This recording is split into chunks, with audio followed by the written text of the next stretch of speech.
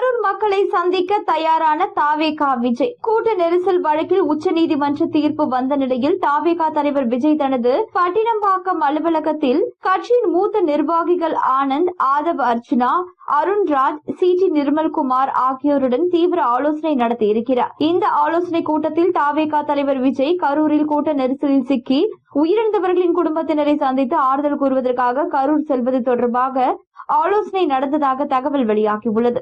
உயிரிழந்தவர்களின் குடும்பத்தினரை பார்த்து ஆறுதல் கூற விஜய் மக்களை சந்திப்பதற்காக தாவேகா சார்பில் டிஜிபி அலுவலகத்தில் மனு அளிக்கப்பட்டது. அதற்கு கரூர் எஸ்பியை சந்தித்து மனு அளிக்க அறிவுறுத்தப்பட்டது. தொடர்ந்து உயிரிழந்த 41 பேரின் குடும்பத்தினரை கரூரில் தனியார் மண்டபத்திற்கு வரவழைத்து அங்கு அவர்களை விஜய் சந்தித்து ஆறுதல் கூறி இழப்பீடு தொகை வழங்க திட்டமிடப்பட்டது. இதற்காக அக்டோபர் 13 மற்றும் அக்டோபர் 17 ஆகிய தேதிகளில் விஜய் கரூர் வருவதாக கூறப்பட்டது. இந்த நிலையில் விஜய் மீண்டும் கரூர் வரும்பொழுது அதிக அளவு ரசிகர்கள் வர வாய்ப்புள்ளதால் எதிர்பாராத விதமாக ஏதேனும் அசம்பாவிதங்கள் நிகழ்ந்தால் தங்கள் ஹோட்டல், மண்டபம் பெயர் பாதிக்கப்படும். ஹோட்டல், திருமண மண்டபங்களை வழங்க அதன் உரிமையாளர்கள் தயக்கம் காட்டுவதாக கூறப்படுகிறது. எனவே இடம் தேர்வு செய்வதில் எழுந்துள்ள சிக்கல் காரணமாக விஜய் அக்டோபர் 17ஆம் தேதி வருவதாக இருந்தது. மேலும் தள்ளி போக வாய்ப்புள்ளதாகவும் தெரிகிறது. இடத்தை தேர்வு செய்த பிறகு விஜய் வரும் தேதி முடிவு செய்யப்படும் எனவும் இடம் வழங்க பலரும் தயக்கம் காட்டி வருவதாகவும் தாவேகாவினர் தெரிவித்தனர். பாதுகாப்பு உள்ளிட்ட பல்வேறு காரணங்களால் விஜயின் வருகை தீபாவளிக்கு பிறகே இருக்கும் என